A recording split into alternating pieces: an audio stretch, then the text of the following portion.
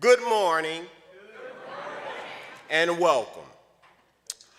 I'm Sam Kirkland. My pronouns are he, him. I'm a member of this congregation and a worship associate, and I'll be leading today's service. Well, since I'm leading, I'll lead it in the way I would feel like I'd like to lead it. The Unitarian Universalist Congregation of Phoenix strives to be a spiritual community for our time, one that is theologically diverse, radically inclusive, and justice-centered. Our doors swing wide to embrace all who seek a welcoming place. May our worship today celebrate our humanity, our diversity, and the boundless love that unites us all. If you are new here, a hearty welcome to you. We encourage you to come back several times as our services are different each week. So we don't want you to bad just because you saw this attractive, you saw all of this and you said, oh, I'm gonna join, that kind of thing. Okay. Benji. I'm Benji Messer, the music director here. I use he, him pronouns as well. I am glad to have our choir with me today. And today's service is about letting your light shine. So here's the classic children's spiritual about that. To start us off, let's stand and sing together.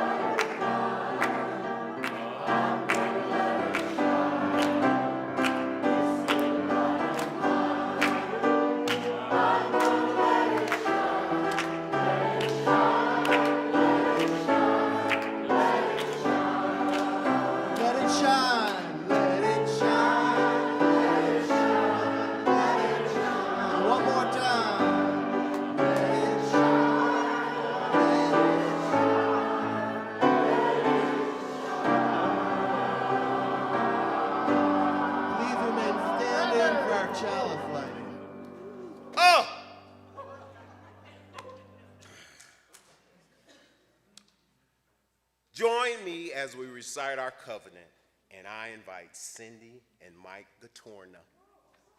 to light our chalice.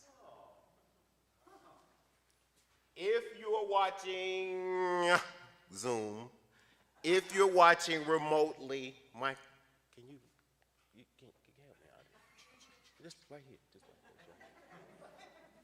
Light mine.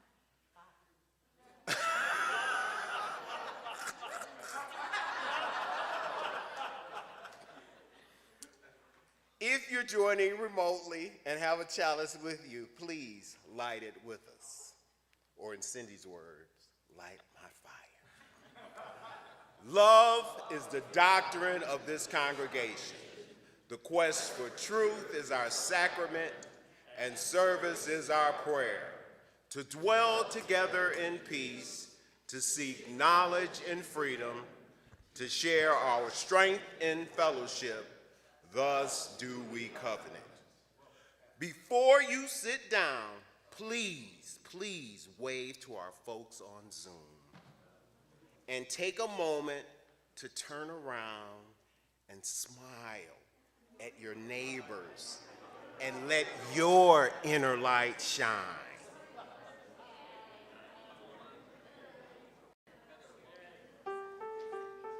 Please be seated.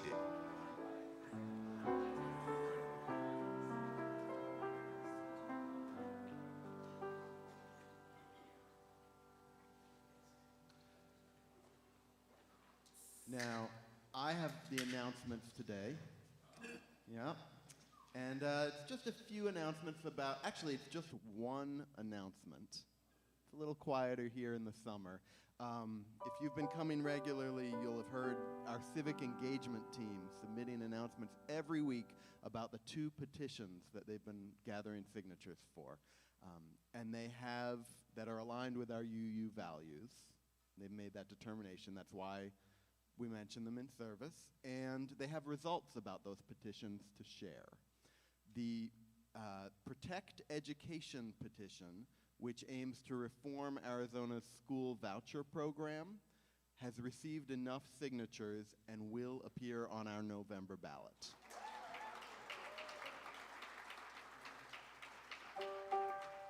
However, the Protect the Vote petition, which was an attempt to protect early voting and mail-in voting before it was challenged, to enshrine it in the state constitution, did not receive enough signatures and will not appear on the ballot.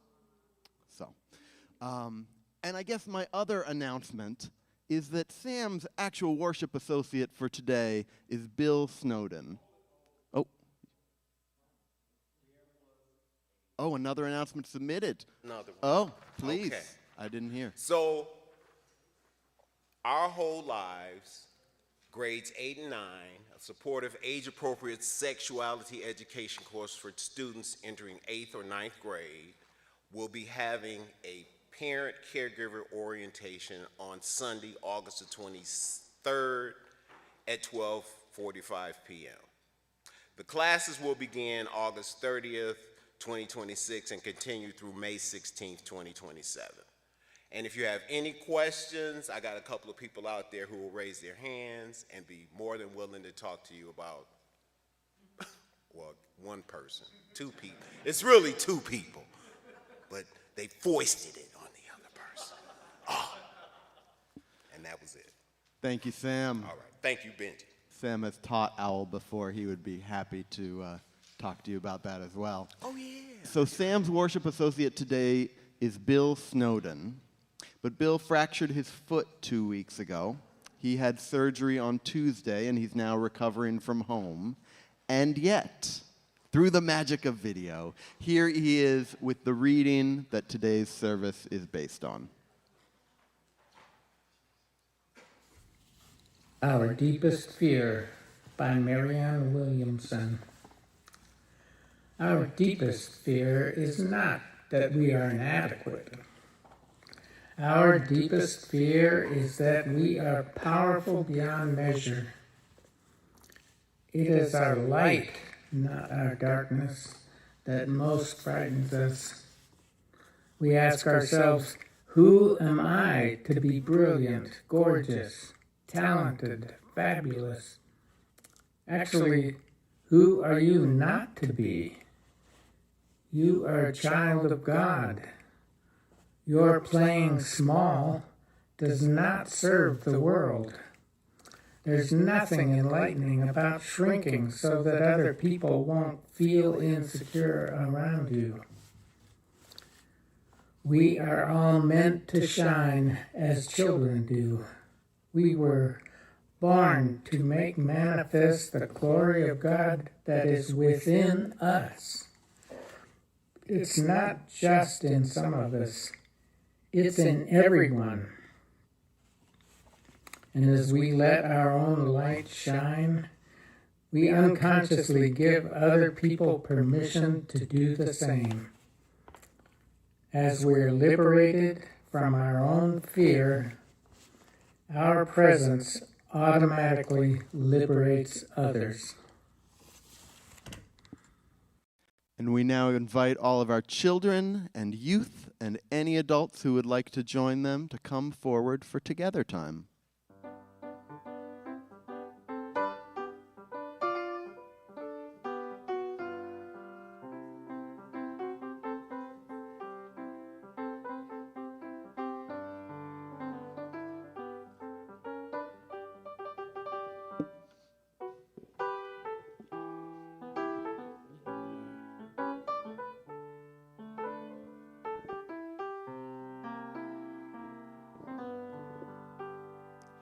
Good morning, everybody. Welcome up. My name is Miss Blake. My pronouns are she and her, and I am the Director of Children's Ministry here at UUCP. It's good to see everybody today. We started this morning, our service, with a song that, I think we all know well, right? This Little Light of Mine. Probably something you've got multiple verses memorized. You could sing it anytime you thought about it. As I was reflecting on this service and talking to Sam about it and talking about the song This Little Light of Mine, I had a realization about that. I remember as a child singing that song and getting really, really passionate about it, right? Like being very convinced that I had an incredible light, right? That I was going to shine. I was going to, really make sure it was noticed and seen. And something happened where at some point, as I sang that song, it became less about me having some light to shine and more about me singing it for children. Has anybody else thought about that? Has anybody else had that realization? I think sometimes it's easy for us to think that we just outgrow this idea of magic, maybe. I don't know if that's the right word for it, but we kind of outgrow it and we think, well, that doesn't apply to me. I'm not special.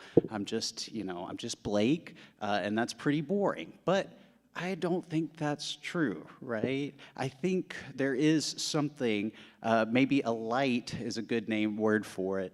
And I want to ask that this morning. Is there some sort of light that you have that you're really, really proud of and excited about? I'll share with you first. And I'm not talking about light as in a good versus bad thing or something like that, but just something about yourself that stands out to you. For me, I can turn any situation into a joke, whether it's appropriate or not, whether it's useful or not, whether people actually want to hear that or not. But that is definitely part of my light. That is something I can bring to the table. And if I'm going to be honest, I kind of like that about myself, that really in any situation, I can find some reason to laugh. I can find some reason not to take it all so seriously. But I want to ask you guys up here today, is there any light, if you will, that you have that you are excited about, that you love having? I thought I saw a hand. Oh, here's one. Jamie can make anyone laugh. Oh, And Ange, who's up here, is also a pretty good listener. Those are incredible things to be proud of and to want to bring that out in yourself. Oh, Tiffin, do you have something for us? Say that one more time. really good at math. Oh my goodness. Oh, that is impressive. That is a light, all right? I don't know if you guys were here last year or last week for the accounting. I'm not good at math. That's amazing, Tiffin. That's so incredible. So I want to encourage us to just think about that. What is some of the light in us that we are proud of? What's something about ourselves that stands out to us, that makes us excited, something that we want to nourish and grow and support? All right. Thank you guys so much for coming up here this morning. Let's go back to our seats. Thank you.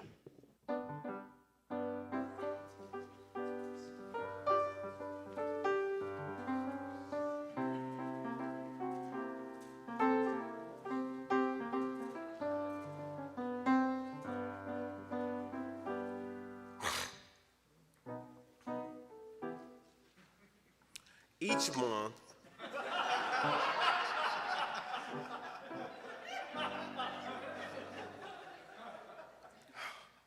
that guy. Each month, our congregation selects a local organization that takes action on issues in alignment with our UUCP mission, and we share our offering each Sunday. This gives you the opportunity to learn about the organization, reflect on your level of interest and appreciation for what they are doing, and act to support them, either by donating to the offering and service or online, or by finding out more about them, perhaps to volunteer or consider another way of contributing to their work. It is an opportunity to learn, reflect, and act. Service is our prayer and one way of being centered in social justice. For July, our Share the Plate partner is the Safe Communities Coalition. Securing spaces for all, this is an innovative and new, inclusive, and united initiative that protects trans and monitors diverse faith spaces of worship and historically targeted community. They are committed to fostering secure environments where all individuals, regardless of their background, identity, or beliefs, can practice their faith and live in peace. For all that you give, we are so grateful. For all you give, we're so grateful. And ushers, we thank you for your willing hands in helping us to pass the plate.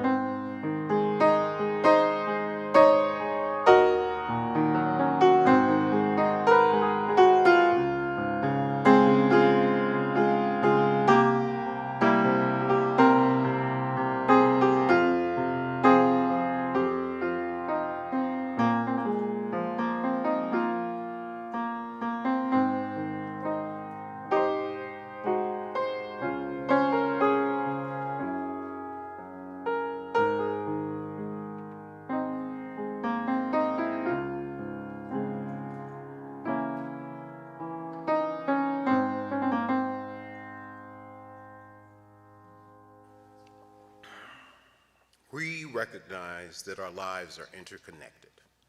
Part of our journey as a community is sharing our significant milestones, joys, and sorrows.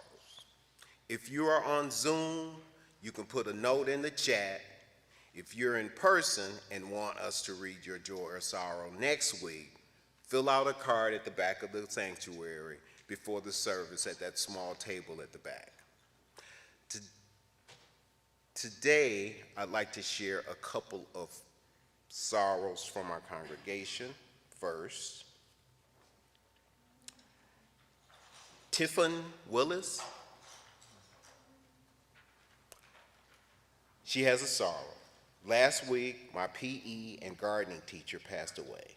He was a great and funny teacher. He was the funniest teacher I ever had. Tiffany, what's his name? Mr. What? Coach D. Coach D? Coach D. All right. Sorry about Coach D's passing.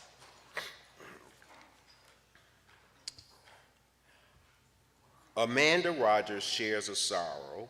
My mom, Maggie, who I ask about almost every time I see Amanda, went into the hospital Thursday after passing out due to a cardiac event. She is getting a new stent this morning to deal with the blockage, and we wish her and you, Amanda, grace and peace through this whole process. I'd like to share a couple of personal sorrows.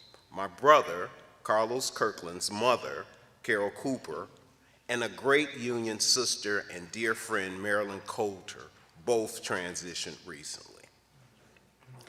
I'd also like to share a great joy that my spouse and our daughter, Daryl Lovell, are in Las Vegas, baby, with 30,000 of their Alpha Kappa Alpha sorority sisters for their huge boule. And now I'm going to do Zoom joys and sorrows, which is always a little bit, not challenging, but it always is. It's like looking in two directions at the same time. But I'm going to master this before I, am no longer a worship associate. Okay, this sorrow is from my daughter. And she says, my uncle's mother passed away, and my family is sending him loads of love and peace as he deals with the loss. Didn't expect that. Joy. My father is seemingly thriving after a chaotic 2 weeks of... This is my daughter too. Hi, Shannon. My father is seemingly thriving after a chaotic 2 weeks of children and grandchildren infesting their family home and upsetting his peaceful, empty nester life. And what an absolute joy it was. This is from Harris Williams, she, her. Joy. I am in Michigan's Upper Peninsula, right in the main path of the pollution from the Canadian fires. The air is finally clearing up. We can finally go outside again. And I think that's it. Joys and sorrows on Zoom. Going once, going twice. Yeah, all right. Okay. All right.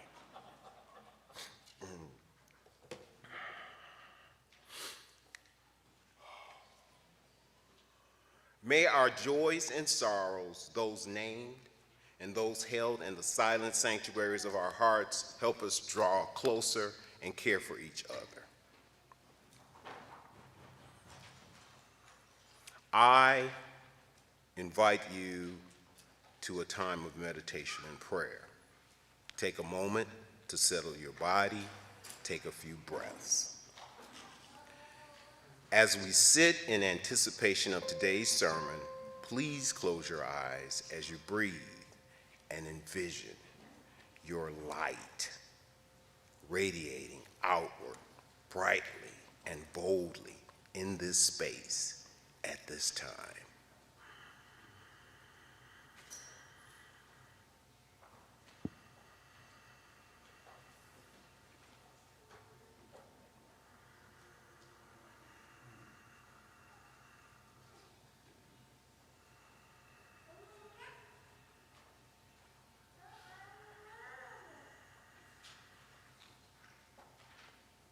Amen and blessed be. So, thank you, Sam. So here's a fairly new song by some Unitarian Universalist musicians in the Northeast, Alex Pham and Bran Lennox. It's got two parts that fit together. Susan's going to help me lead it when we split, and we need both parts on mic to lead you. And it's called Infinitely Whole. So here's the first part.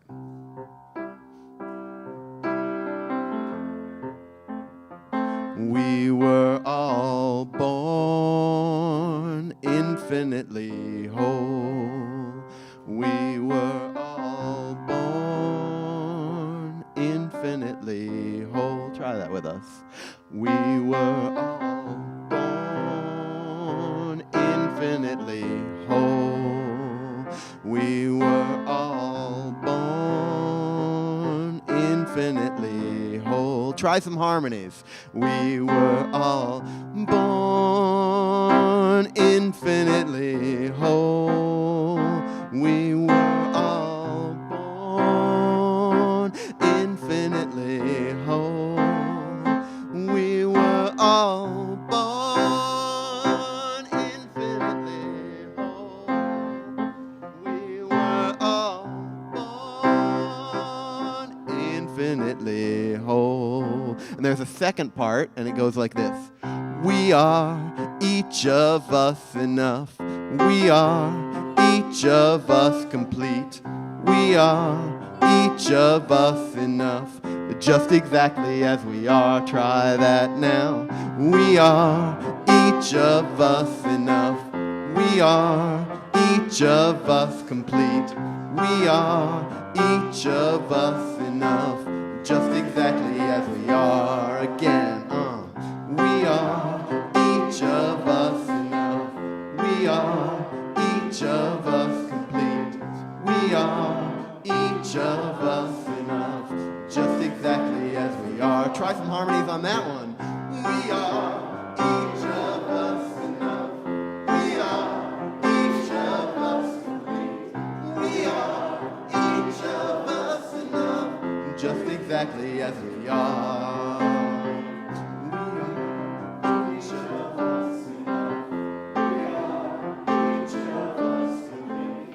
We are each of us enough. Just exactly as we are. Now these two parts fit together. And I'm going to invite you to stand and pick your favorite. Except for the choir, you got to do both so they have something to listen to.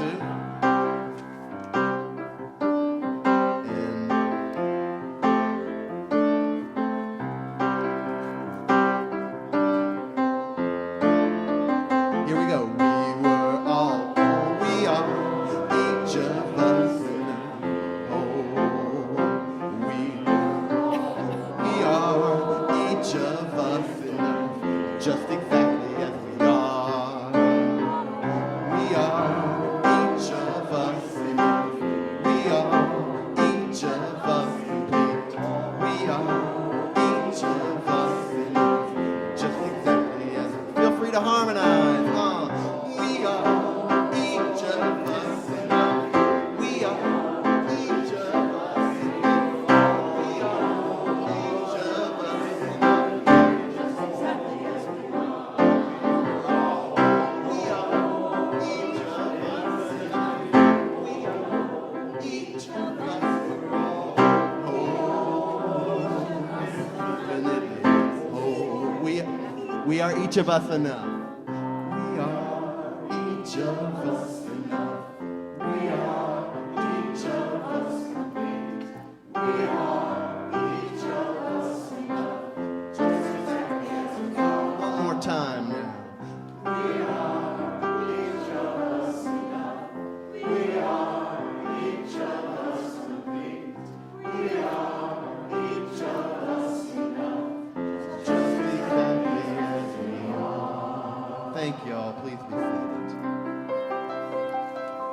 for learning that one.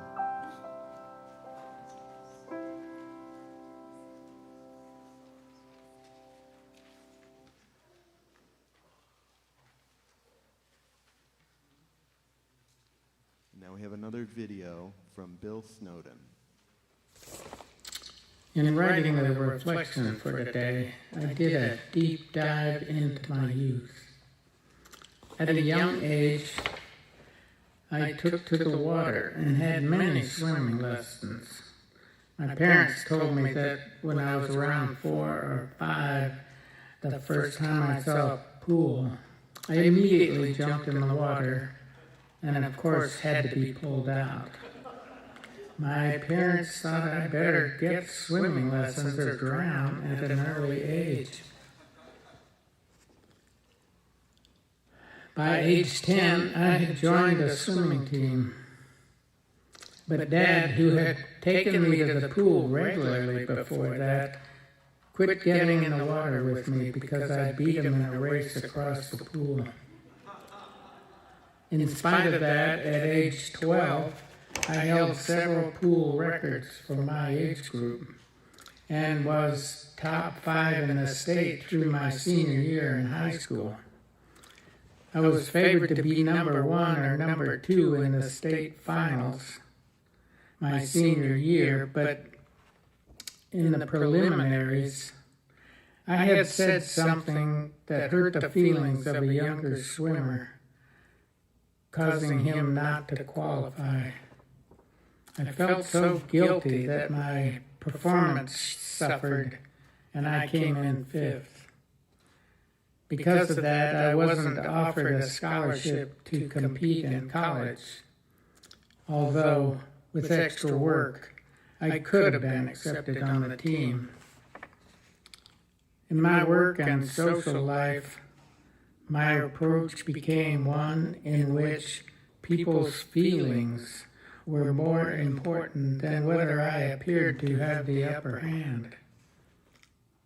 My takeaway from this exercise is to emphasize the wisdom of this poem when teaching young people. Thank you. Thank you, Bill.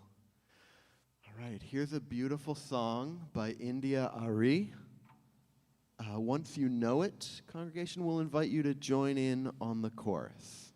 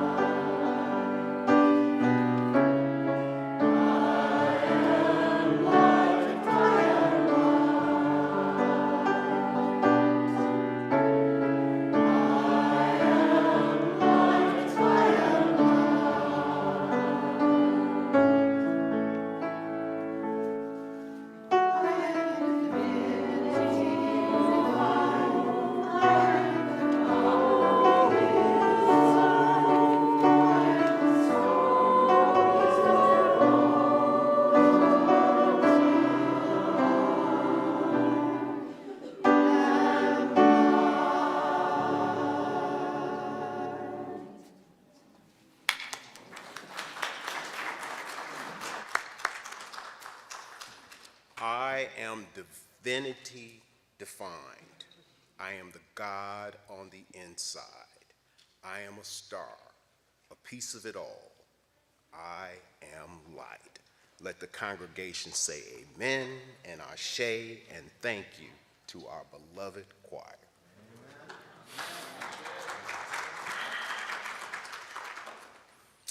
I'd first like to thank Bill, quote, one of the most interesting men on the planet, Snowden, for agreeing to serve as my virtual worship associate in light of his own personal obstacles that he is facing.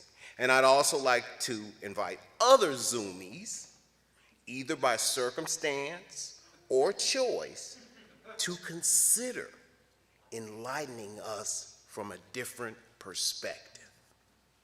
I'd also like to thank our music director and my friend, Benji Messer, for all that he did to help me with this sermon. He was so diplomatic as he allowed his light to shine on me.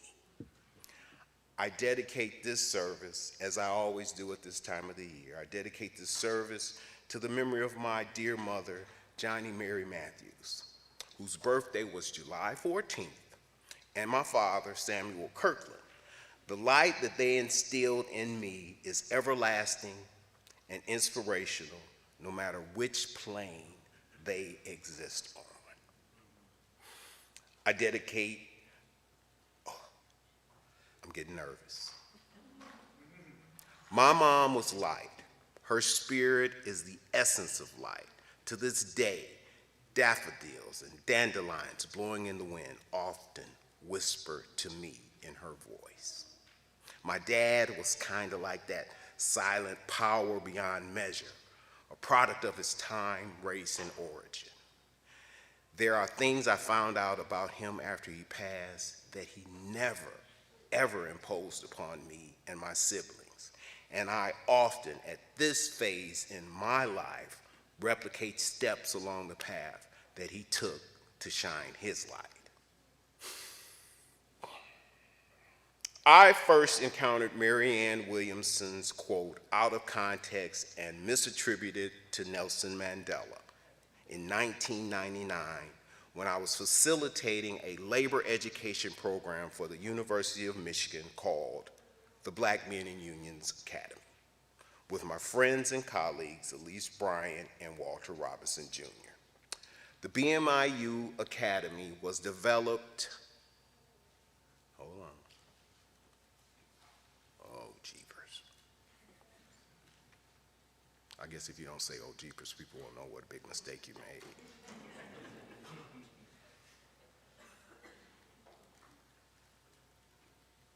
Okay. Bear with me, folks.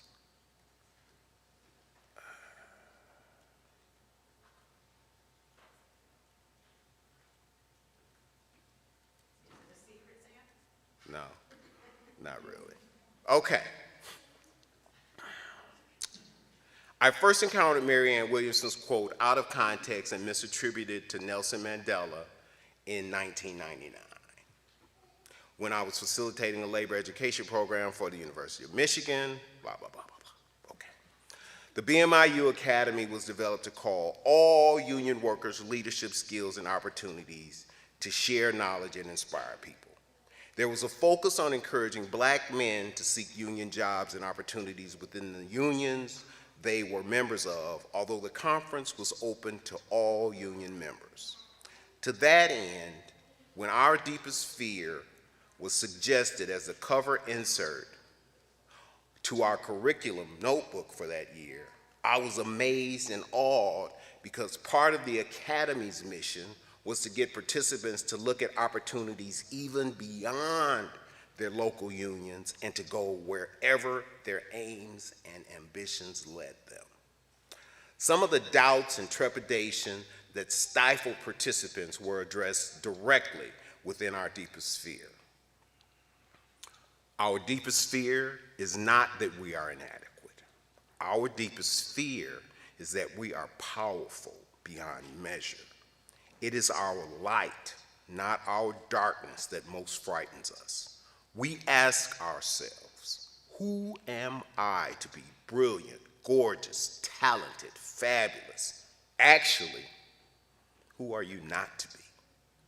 You are a child of God. Your playing small does not serve the world. There is nothing enlightened about shrinking so that other people won't feel insecure around you. We are all meant to shine as children do. We were born to make manifest the glory of God that is within us all. It is not just in some of us, it is in everyone. And as we let our own light shine, we unconsciously give other people permission to do the same. As we are liberated from our own fear, our presence automatically liberates others. So this was from a book, A Return to Love, by minister and best-selling author Marianne Williamson, who was briefly a Democratic candidate for president in 2024. When Reverend Dance and our ministerial intern, Isaac Castro, suggested that we take a critical look at a reading, poem, or lyric, I folded this into my wallet so that I'd be able to take advantage of the feedback and observations of our worship associates. Of course, one of the biggest conundrums for me is that I've been sharing this reading for decades now. Going back in time to tell folks I misattributed the quote to Nelson Mandela is one thing. To tell all those students and audience members that I was distributing literature that encouraged them to think of themselves as brilliant, inspiring sources of light is a whole nother thing. And to build a service around it, yet another.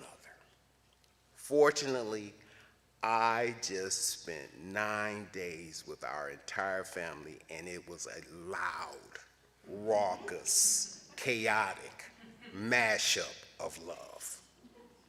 The one unadulterated hit for all of us was playing in the pool. All of the granddaughters left our home more confident in the water than when they came. However, Dion, grandbaby baby, as some of you know, our oldest, was at a different level as far as her confidence and comfort in the water. She radiated confidence, much like someone who's never been told she can't do something.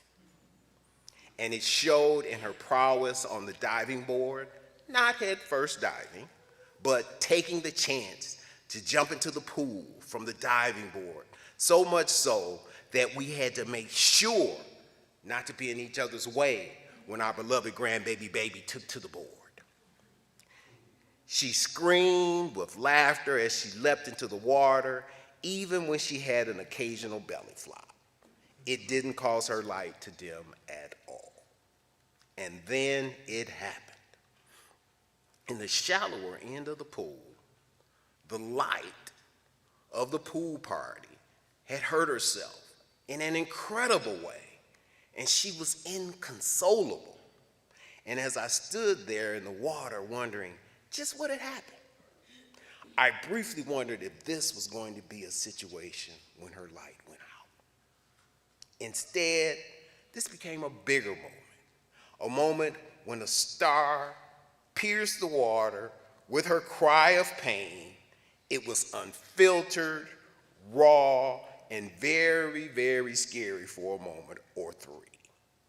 And as I stood nearby, pop close, not father or mother close, it came to me in a whoosh that moments akin to these are close to those when our lights are dimmed or extinguished. I wondered why the resilience that could call a 9-year-old back into the water and forget the pain, or at least make it manageable in the meantime, isn't part of all of our coping strategies and methodologies.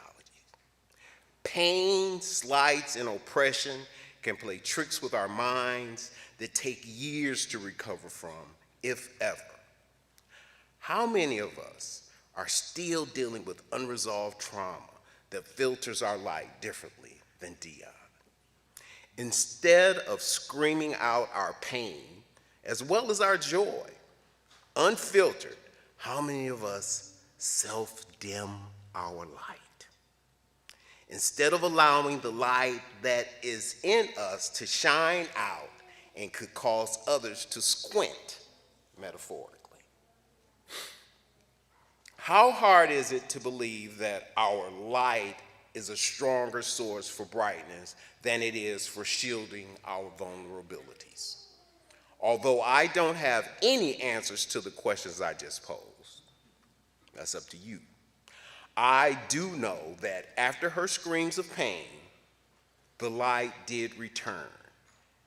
And it was as if the pain only showed her that she was much more resilient than I thought she was. And if I could deal with the chaotic blow to my anxiety with honesty and grace, she'd be jumping into the deep end sooner than later, and she did.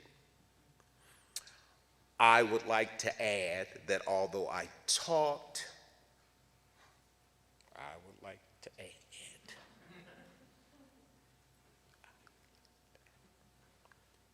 God, this shouldn't be this hard.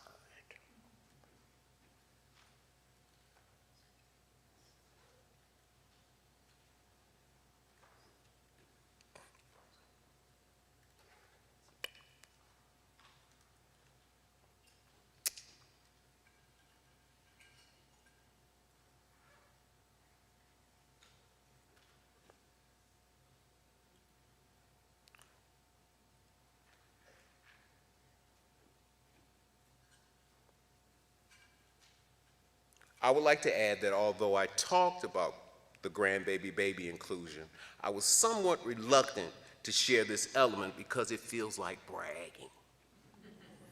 I wondered if, as bright as my light of love shines for my family, sometimes our light is dimmed because we don't want to be perceived as braggarts when we allow our light to shine full and bright. I wondered if the light that Dion so confidently contained could be doused by an inadvertent scratch to her foot, in much the way inadvertent slights can rob each of us of our light. In the moment, I wondered if this would be the injury to her body that might quell her desire to jump into the deep end, metaphorically, again. And as I contemplated this sermon, the connection between what our expectations are and what our limits are largely a result of circumstance, resilience, and the love we showered on her in the shallow end of the pool. Right now, my brother Carlos is grieving the loss of his mother, Carol, on the exact same day as my mother's birthday. They will be inextricably linked from here on in. I'm certain, although we've been much better connected since our father's passing, I'm certain that as he adjusts to his own light, he will shine again, and as a result, we will shine brighter together because of the experiences and trials we've shared. To some folks, having God appear in the text can serve as a trigger. And because I've been on my Unitarian Universalist sojourn for almost 3 decades, I can consider in this space and time how I can offer up a God substitute, sort of like a deity-free option. I figured y'all liked that. I was writing for my audience. In honoring the empathy of people's lived experience, I'd like to reinterpret the excerpt with the God language removed for our collective reconsideration. Our deepest fear is not that we are inadequate. Our deepest fear is that we are powerful beyond measure.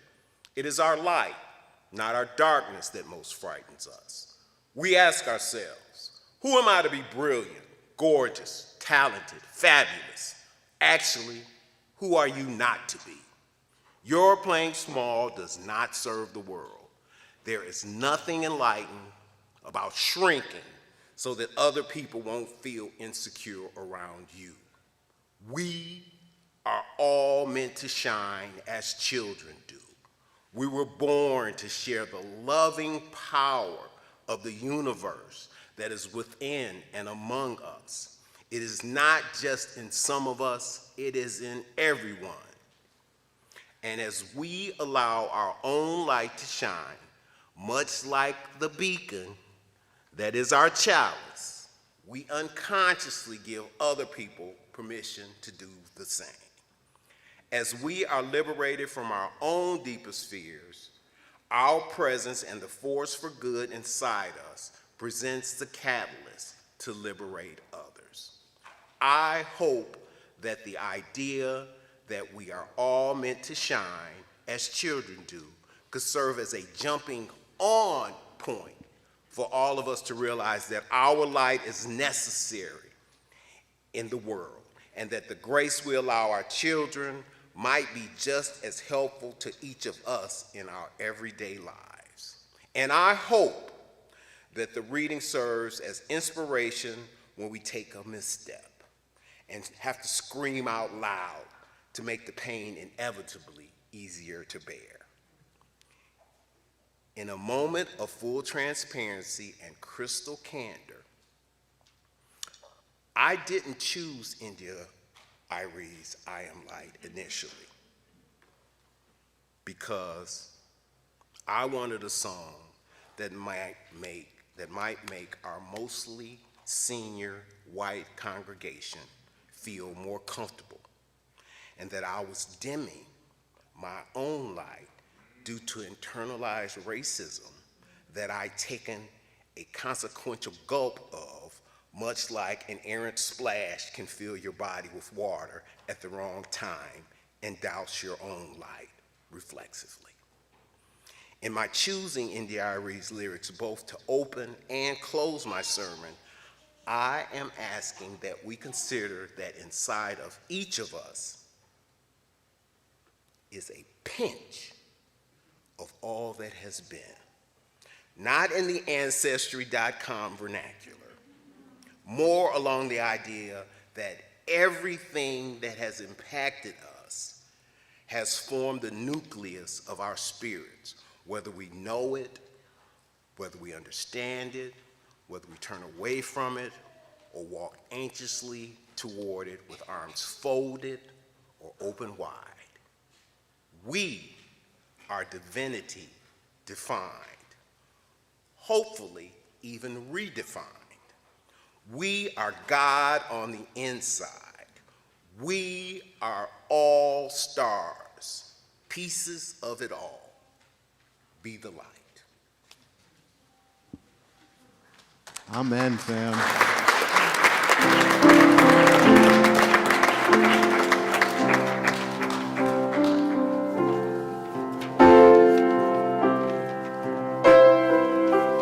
This is a song I've been meaning to bring you for a while. It's by the Reverend Michael Slack, who, among many other great things, is the, let's see, what's his exact title? It's the Community Minister for Worship and Spiritual Care for Black Lives of Unitarian Universalism. And it's a beautiful song. So I invite you to rise in body or spirit.